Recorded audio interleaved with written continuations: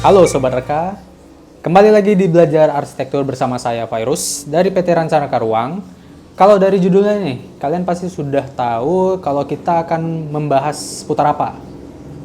Nah, benar sekali, kali ini kita akan membahas tentang seputar rumah tahan gempa. Tapi, sebelum kita membahas materi hari ini lebih lanjut, buat kalian yang belum subscribe channel ini, yuk di-subscribe dulu dan jangan lupa untuk menyalakan lonceng notifikasinya agar kami makin semangat nih untuk membuat konten-konten seputar arsitektur. Mengingat Indonesia itu merupakan negara kepulauan yang terletak di lempengan zona tektonik aktif, sebagian wilayahnya itu rentan terkena gempa bumi. Dengan begitu, rumah tahan gempa itu menjadi salah satu langkah mitigasi yang cukup efektif. Mari kita pertegas terlebih dahulu bahwa rumah yang tahan gempa itu bukan merupakan rumah yang tidak akan hancur ketika terjadi gempa. Melainkan sebuah rumah yang dapat meminimalisir jatuhnya korban jiwa ketika gempa berskala tertentu itu terjadi. Pada dasarnya, gempa tidak secara langsung mengakibatkan nyawa manusia itu melayang.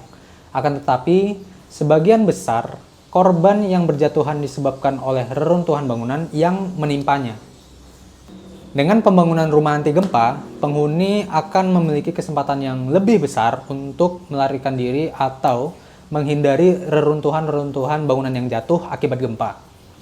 Berikut adalah hal-hal yang perlu kamu ketahui tentang rumah tahan gempa. Prinsip-prinsip rumah tahan gempa. Yang pertama, apabila terkena gempa bumi yang lemah, bangunannya itu tidak mengalami kerusakan sama sekali.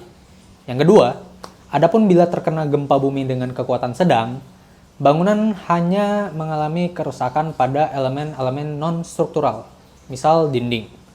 Yang ketiga, sementara bila terkena gempa dengan kekuatan besar, bangunan mengalami kerusakan, tetapi bangunan tidak akan runtuh.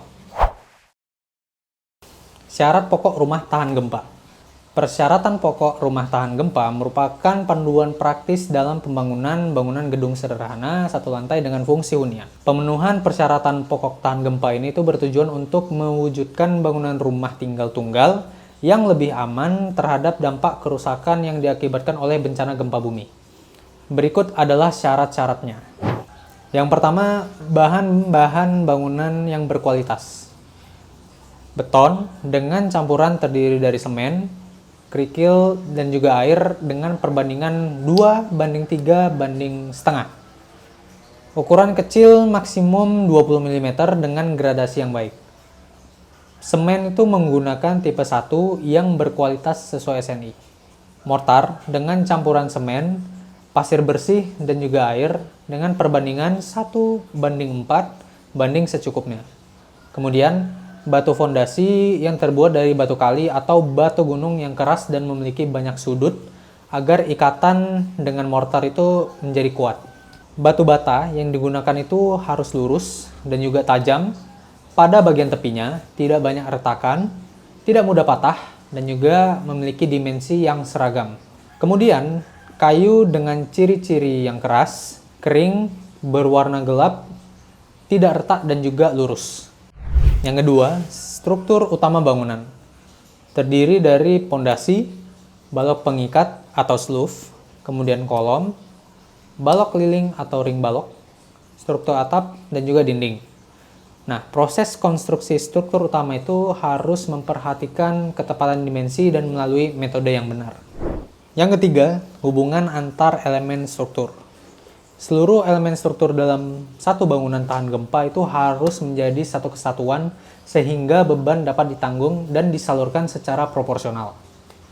Struktur bangunan juga harus bersifat ductile atau elastis sehingga dapat bertahan apabila mengalami perubahan bentuk pada saat terjadi bencana gempa.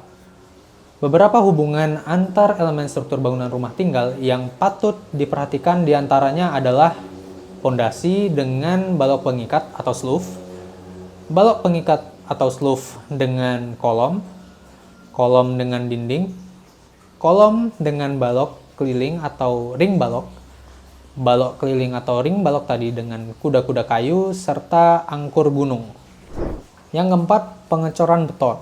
Proses mengecer beton pada kolom dan juga balok itu harus memperhatikan beberapa hal, seperti cetakan backing yang rapat dan juga kuat atau kokoh. Hal ini dilakukan secara bertahap setiap 1 meter, dan memastikan adukan dalam cetakan itu padat dan tidak berongga untuk menghindari bagian kropos. Serta, pelepasan cetakan atau backing itu minimal 3 hari setelah pengecoran. Nah, itu dia tuh ringkasan tentang syarat-syarat jika kalian ingin membuat rumah tahan gempa.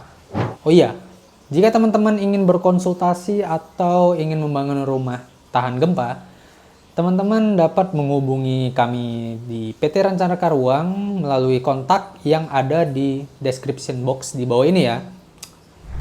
Terima kasih sudah menyaksikan video belajar arsitektur kali ini. Saya Virus pamit undur diri. Sampai jumpa di video-video kami selanjutnya. Dadah!